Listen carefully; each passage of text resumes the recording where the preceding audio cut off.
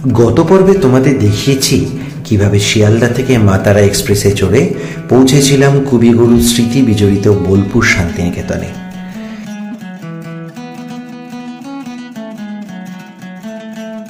নির্ধারিত সময়ের আগেই পৌঁছে গেছিলাম গন্তব্যস্থলে। আশা করি সেই ভিডিওটি সবাই দেখে নিয়েছ। ভিডিওটি না দেখে থাকলে ডেসক্রিপশন বক্সে অথবা আই লিঙ্কে লিঙ্ক দেওয়া থাকলো। আজ ভিডিও শুরুতেই তোমাদের ঘুরিয়ে দেখাবো শান্তিনিকেতনের কিছু দর্শনীয় স্থান।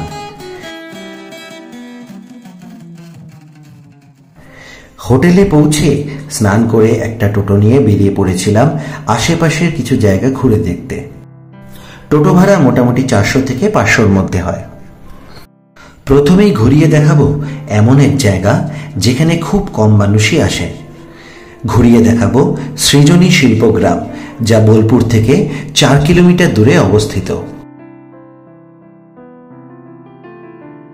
বোলপুর বলতেই সবাই ভাবে সোনাঝুরির হাট, কোপাই নদী, খোয়াই নদী ইত্যাদি সমস্ত জায়গা।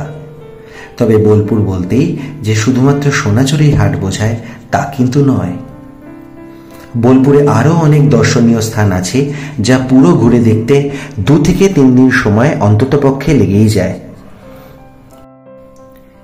এই সৃজনী শিল্পগ্রামে উত্তর পূর্ব ভারতের অসংখ্য শিল্পীর তৈরি শিল্পকর্মের দর্শন পাওয়া যায়। এখানে একসাথে ভারতবর্ষের 7টি রাজ্যের শিল্পকর্মের দেখা মিলবে। এখন আমি মূল প্রবেশদ্বার দিয়ে ভেতরে ঢুকবো আর তোমাদেরও করাবো মানস ভ্রমণ। ভেতরে ঢুকেই তোমরা দেখবে খুব সুন্দরভাবে বিভিন্ন স্থানগুলির দিক নির্দেশ করা আছে। একটু এগিয়েই দেখা মিলবে সুবিশাল বুদ্ধ মূর্তি।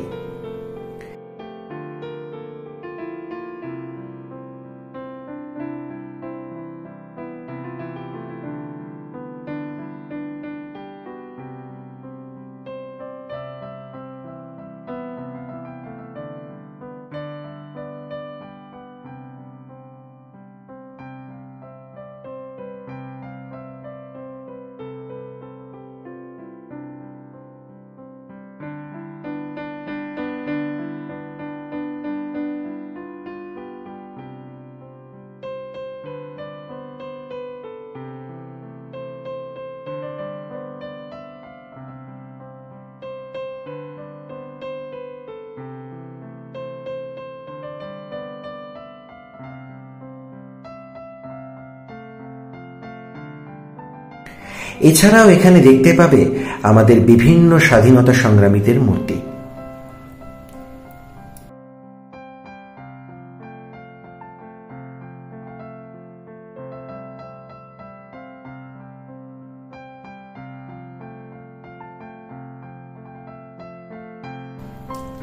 এই হলো চদর বদর, ভারতের বৃহত্তম আদিবাসী গোষ্ঠীগুলির অন্যতম সাঁওতালদের পুতুল নাচের এক প্রাচীন রূপ এই চদর বদর।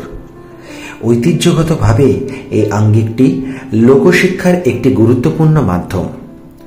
এটা তাদের প্রাচীন ভাষাকেও বহন করে চলেছে।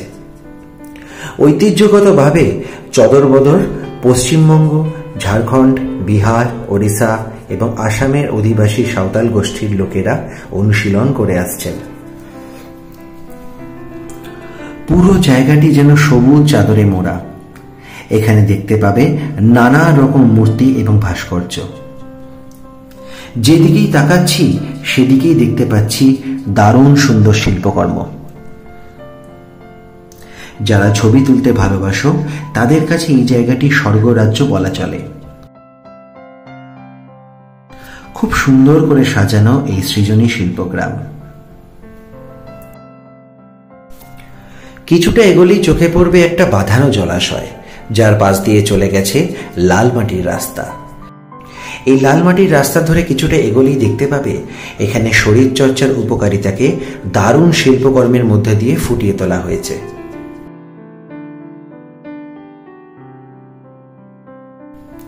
এই যে দেখতে পাচ্ছ, এখানেই রয়েছে ভারতবর্ষের আলাদা আলাদা রাজ্যের একটি করে কুটির, যা এই শিল্পগ্রামের মূল আকর্ষণ বলা যেতে পারে।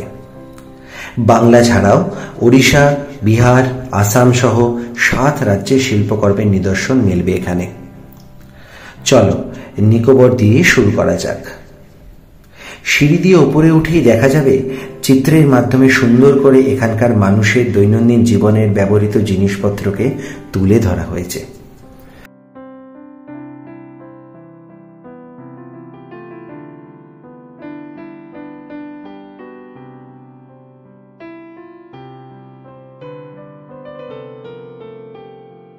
এখানে খুব সুন্দরভাবে মানুষের দৈনন্দিন জীবনযাত্রাকেও তুলে ধরা হয়েছে।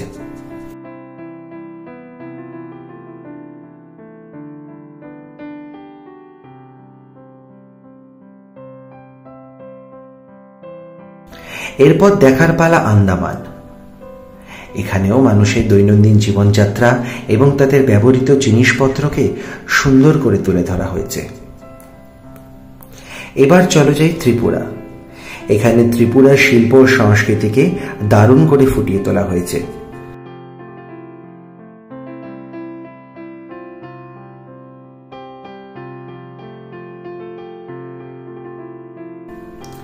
বাংলায় বসে এমন বিভিন্ন রাজ্যের শিল্প, সংস্কৃতি ও মানুষের জীবিকাকে জানতে হলে অবশ্যই ঘুরে যেও এই সৃজনী শিল্পগ্রাম।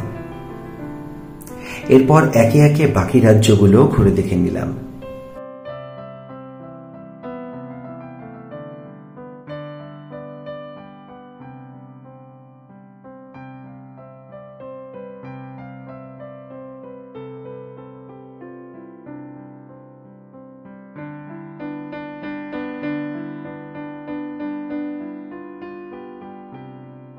কম করে 2 ঘন্টার সময় হাতে নিয়ে আসবে এই পুরো শিল্পগ্রাম ঘুরে দেখার জন্য।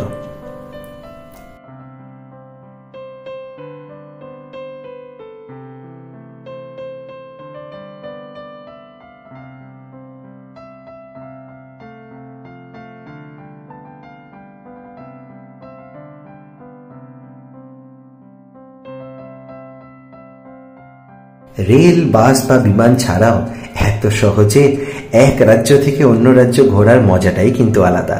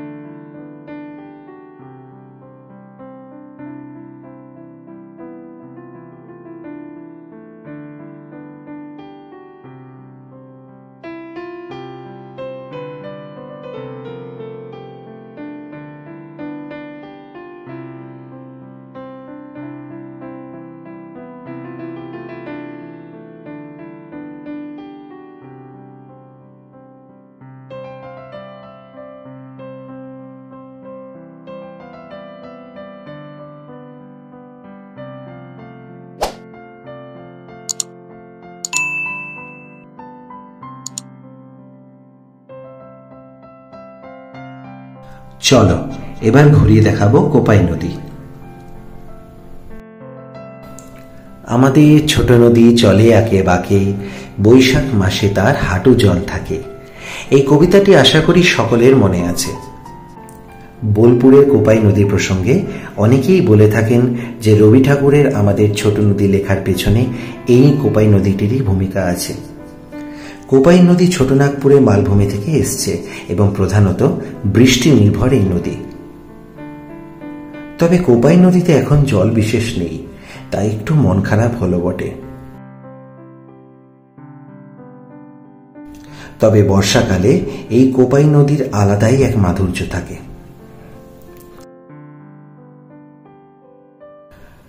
বর্ষা স্নাত কোপাই নদী একবার তোমাদেরকে দেখিয়ে দিই। ভিডিওটি হোটেলের একজন কর্মীর থেকে নেওয়া।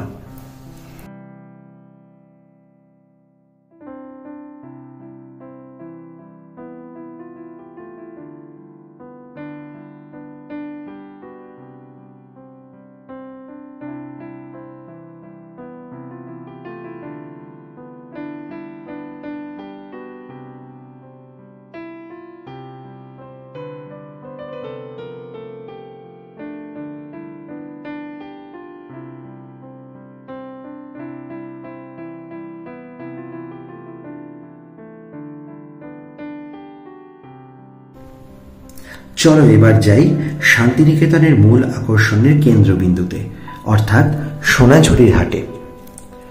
অনেকেই এই হাটকে খোয়াই হাটও বলে থাকে। বর্তমান পরিস্থিতিতে সপ্তাহে মাত্র দুদিন, অর্থাৎ শনিবার ও রবিবার এই হাট বসে। এই হাটে প্রচুর সস্তায় তোমরা সব হ্যান্ডমেড জিনিস পেয়ে যাবে।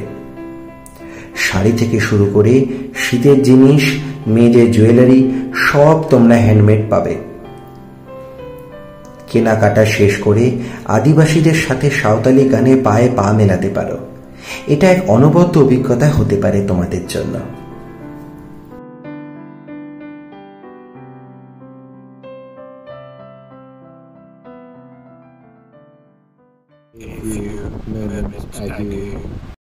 এই রিসর্টটির নাম নীল নির্জনে। খুবই নতুন একটি রিসর্ট। ছিমছাম room, AC, TV, fan, wardrobe সবই আছে। বাথরুমে গিজারের ব্যবস্থাও আছে।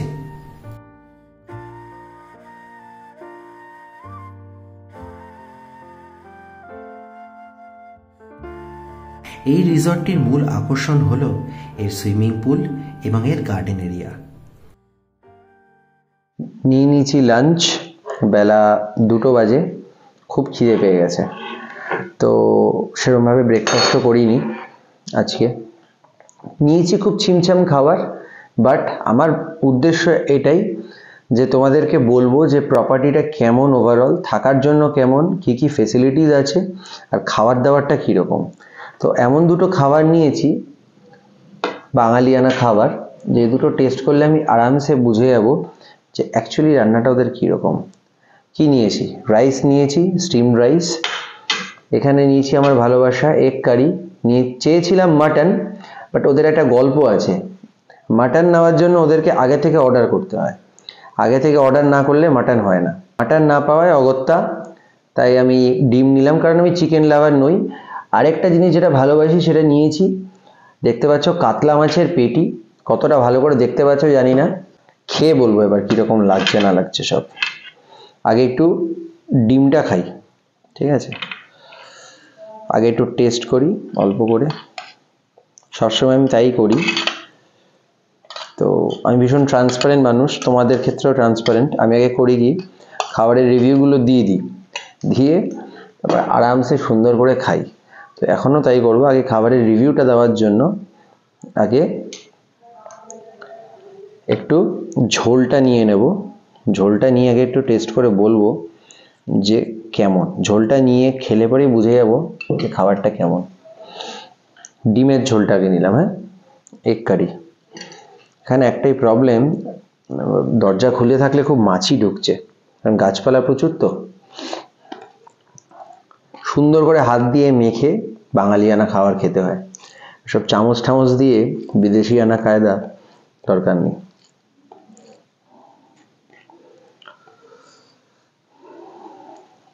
খাই।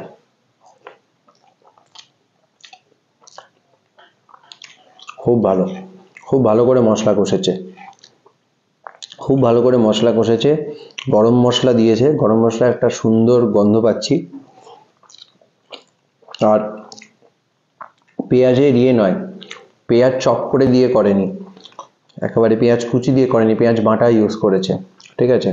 ওই জন্য কিন্তু ভালো লাগছে। আর বেশ সুন্দর, বেশ সুন্দর। পাইস হোটেলে, পুরোনো দিনের পাইস হোটেলে যেরকম রান্না হয় ওরকম টাইপের একটা, ভালো লাগছে। এবার একটু ফিশ কারিটা, হ্যাঁ নিয়ে নিয়েছি ফিশ কারি।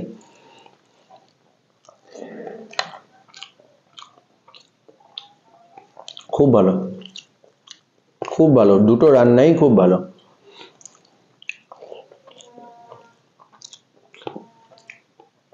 ফিশ কারিটা খুব ভালো।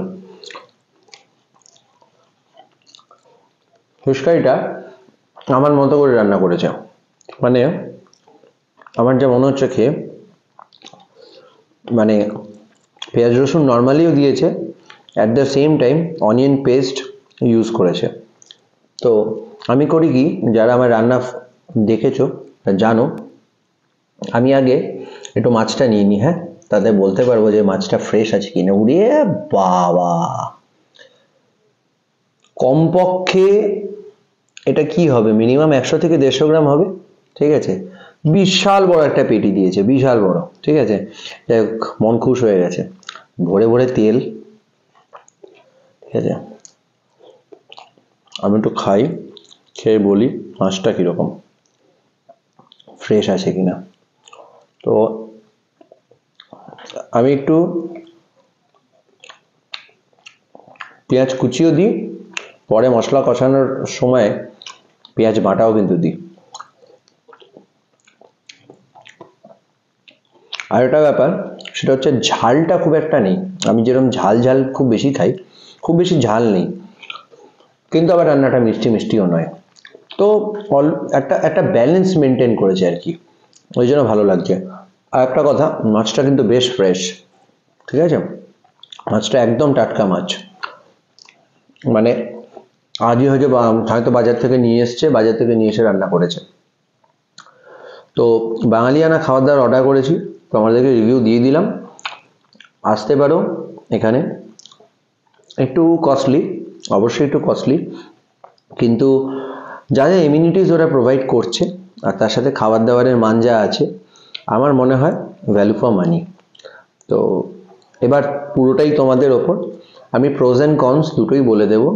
ভিডিওটা তার জন্য শেষ অবধি দেখতে হবে। ভিডিওর এন্ডে গিয়ে আমি বলবো এর অ্যাডভান্টেজ আর ডিসঅ্যাডভান্টেজ এই প্রপার্টিটার। আর যে কোনো প্রপার্টি আমি যখন ভিজিট করবো আমি কিন্তু এগুলো বলে দেবো, অসুবিধা নেই। তো চলো একটু খেয়ে দিয়ে নিই এবার শান্তিতে, আবার তোমাদের সাথে পরে কথা হচ্ছে খাওয়া দাওয়ার পর, বিকেলবেলায়।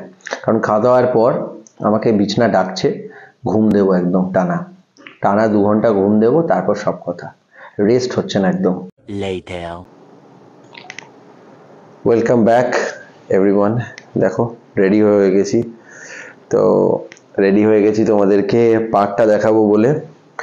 হঠাৎ করে একটু বাইরে বেরিয়েছি, কি যে ভয়ঙ্কর ঠান্ডা, মানে কলকাতার তুলনায় আমি বলছি ভয়ঙ্কর ঠান্ডা। আর ব্যাক সাইডটা দেখো, মানে রাত্রের বিউটি আবার আলাদা।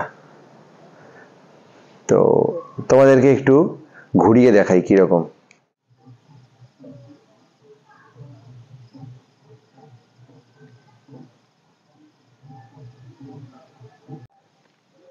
একদিকে ঝিঝি পোকার ডাক, আর একদিকে মাঝে মাঝে ট্রেনের আওয়াজ ভেসে আসছে। চারপাশটা একদম শুনশান। একান্তে কাটাবার জন্য এইরকম পরিবেশ দরকার, সত্যি এরকম পরিবেশ দরকার। তার মধ্যে ঠান্ডাটাও ভালোই পড়েছে। এখানে কিন্তু এই মুহূর্তে 14 ডিগ্রি, তো ঠান্ডা কিন্তু আছে। রাত বাড়ার সাথে সাথে ওটা 13তেও নেমে যেতে পারে।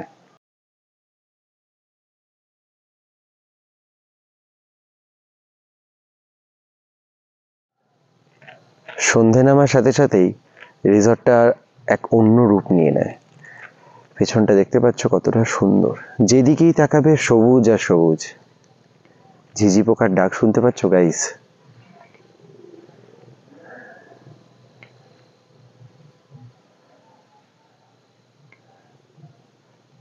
নির্জন নিরিবিলি পরিবেশে কেউ যদি ছুটি কাটাতে চাও, একদিন বা 2 দিনের জন্য, এটা কিন্তু একটা আইডিয়াল রিসর্ট হতে পারে, এটুকু তোমাদের বলতে পারি। এখন একটু রুমে এলাম, মানে রুমের ব্যালকনিটায় রয়েছি। এখানেই বলেছিলাম ইভিনিং স্ন্যাক্সটা খাবো, তো অর্ডার দিয়েছি। ব্যালকনিতে নিয়ে বসে এখন এই খাবার খাবো। ফার্স্টে এই যে পেঁয়াজি, গরম গরম পেঁয়াজি, এটা একটু কামড় বসাই।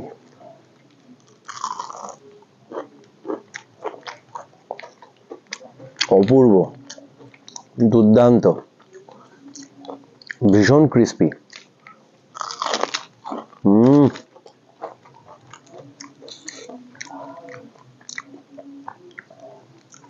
ভেতরে পুরটা দেখো, ভরে ভরে পেঁয়াজ, আর আউটার লেয়ারটা খুব বেশি মোটা নয়, অ্যাট দ্য সেম টাইম ভীষণ ক্রিস্পি।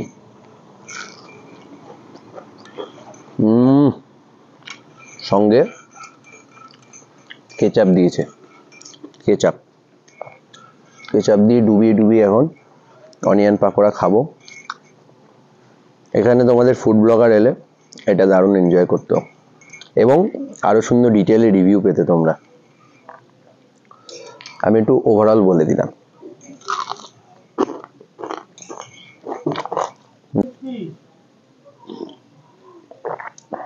বাহ বাহ,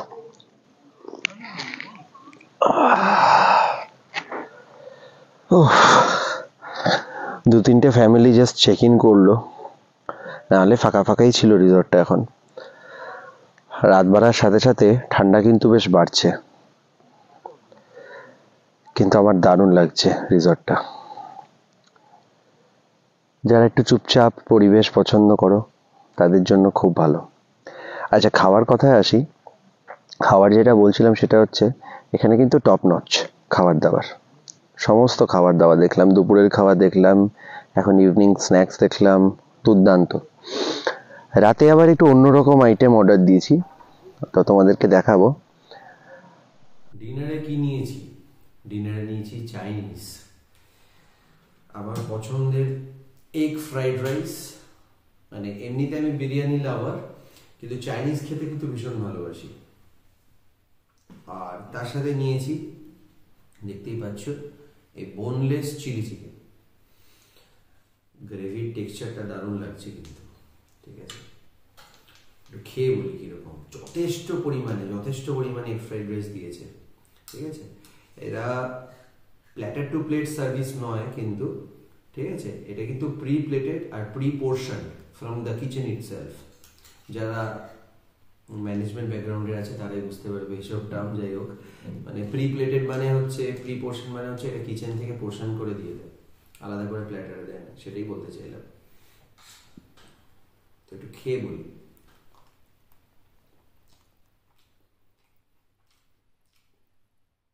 একটু যেরকম হয় মিষ্টি মিষ্টি, আর ফ্রাইড রাইসটা একটু খেয়ে বলি।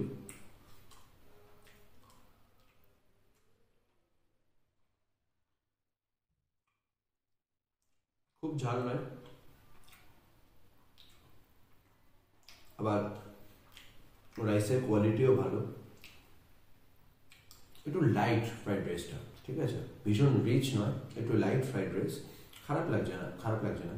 তবে আমি বলবো চিলি চিকেনটা বেশি ভালো লাগলো আমার।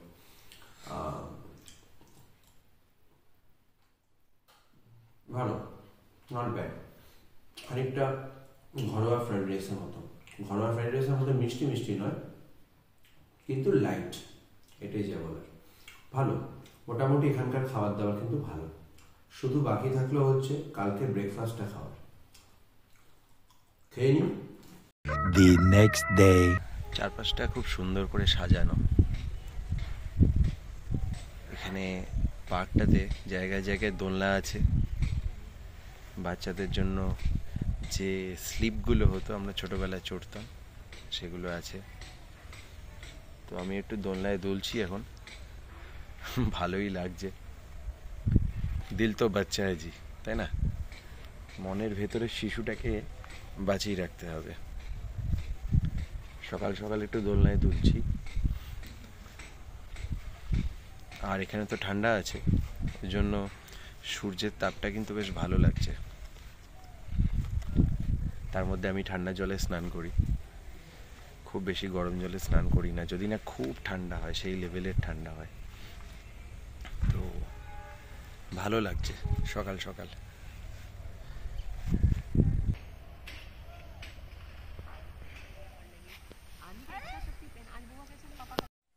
বসে পড়লাম এই ছাতার তলায়।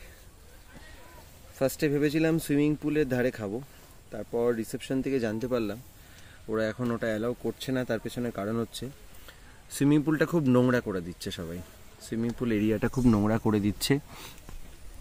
আলটিমেটলি ওদেরকে তো মেনটেন করে রাখতে হয়, পুলের জল নোংরা হয়ে যাচ্ছে, পোকা মাকড় আসছে, তো ওটার জন্য ওরা সুইমিং পুলের ধারে কিন্তু এই মুহূর্তে খেতে দিচ্ছে না।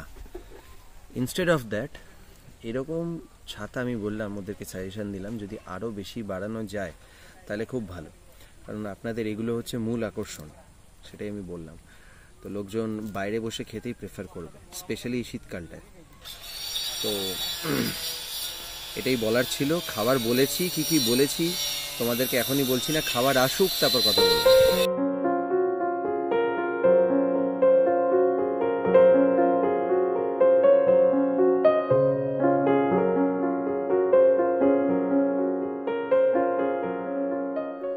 তো ব্রেকফাস্ট চলে এসছে, একটা গ্র্যান্ড ব্রেকফাস্ট আজকে হতে চলেছে। সবার আগেই যেটা দেখাবো সেটা হচ্ছে আমার ভালোবাসা। চলো দেখে নাও। এই যে 4টে পুরি, আর এই যে আলু দিয়ে চানা দিয়ে একটা ডাল মতো দিয়েছে। ঠিক ছোলার ডালও নয়, আবার আলুর তরকারিও নয়, সামওয়্যার ইন দ্য মিডল। ঠিক আছে, তারপরে রয়েছে এই যে আরেকটা ভালোবাসা, sunny side up, poached egg. এখানে নিয়েছি বাটার টোস্ট। আজকে ইংলিশ ব্রেকফাস্ট, বাঙালিয়ানা ব্রেকফাস্ট সব মিলেমিশে একাকার। আর last but not the least, চা। ঠিক আছে, দারুণ সুন্দর একটা ব্রেকফাস্ট দিয়ে গেছে। এবার খাবো, খেয়ে খেয়ে বলবো। বেসিক্যালি খেয়ে বলার কিছু নেই, বাটার টোস্ট খেয়ে আমি কি বলবো। হ্যাঁ, এই লুচি আর তরকারিটা খেয়ে আমি বলবো। আমি পুরি সবজি বলতে পারছি না, লুচি তরকারি আমার জন্য ঠিক আছে। আর চাটা তো আগেই বলেছি, চা ভালোই হয়েছে। এখানে নতুন করে বলার কিছু নেই। এরকম সুন্দর গ্রিনারির মধ্যে বসে এরকম একটা ব্রেকফাস্ট করছি, এটাই সবচেয়ে বড় কথা। ঠিক আছে, তো ভালো করে ব্রেকফাস্টটা করি। সবার আগে যেটা করব সেটা হচ্ছে লুচিতে কামড় বসাবো। ওহো হো, কুড়মুড়ে আওয়াজটা পাচ্ছ? কার কার ভাল লাগে লুচি কমেন্ট সেকশনে জানো। খাই একটু, একদম গরম গরম তরকারিটা।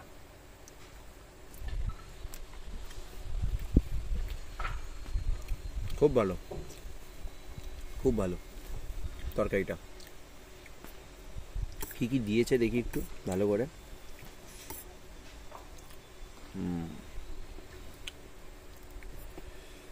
একটু ধনে পাতাও ছড়িয়ে দিয়েছে, দেখতে পাচ্ছি ধনে পাতাও ছড়িয়ে দিয়েছে। ওই ঠিক ছোলার ডালও নয়, আবার আলুর তরকারিতে যেরকম আমরা আলু কাটি সেরকমভাবে আলু কেটে বানিয়েছে। ঠিক আছে, ভালো লাগছে, যেটাই হোক ভালো লাগছে। আগেই বলেছি, আবারও বলছি, সবটাই একটু এক্সপেন্সিভ। ঠিক আছে, তোমরা তো আর রোড সাইডে বসে খাচ্ছ না এরকম।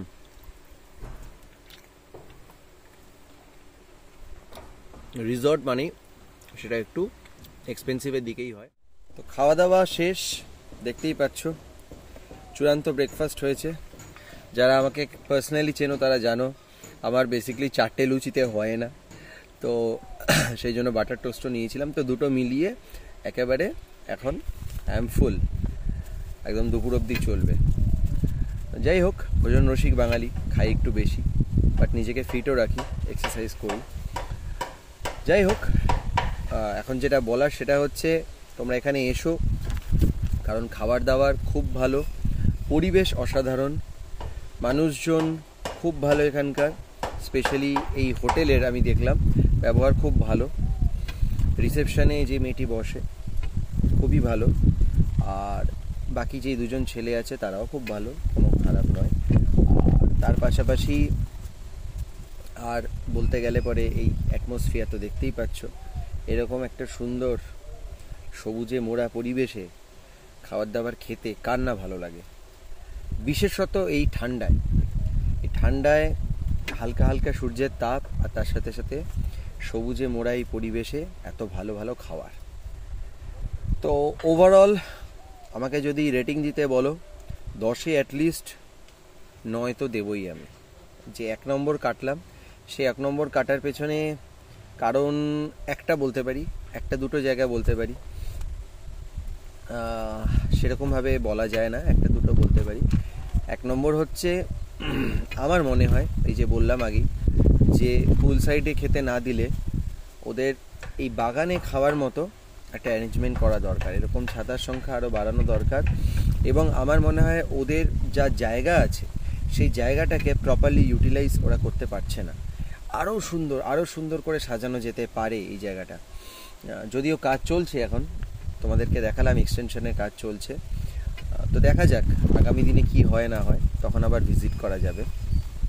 আরেকটা কথা হচ্ছে, ওয়াশরুমে কালকে যেটা সমস্যা হচ্ছিল সেটা হচ্ছে যেটা দিয়ে হট ওয়াটার বেরোয় সেই ট্যাপটা প্রপারলি কাজ করছিল না, খুব হার্ড ছিল, মানে একেবারে মুভি করানো যাচ্ছিল না ফ্রম রাইট টু লেফট।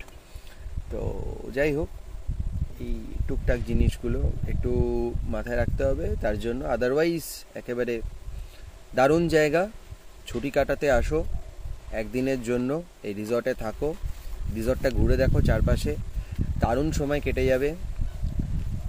যারা ফটোগ্রাফি ভালোবাসো, রিলস বানাতে ভালোবাসো, তাদের জন্য আদর্শ একটা জায়গা, ঘন্টার পর ঘন্টা তোমরা এখানে কাটিয়ে দিতে পারবে। ভ্রমণ প্রিয় বাঙালির ভ্রমণ সঙ্গী আমি বং ক্রিয়েটর অরিত্র, আমার চোখ দিয়ে তোমরা ঘুরে বেড়াচ্ছ দারুণ দারুণ জায়গায়। যদি ভিডিওগুলো ভালো লেগে থাকে তাহলে লাইক, শেয়ার এবং সাবস্ক্রাইব করো।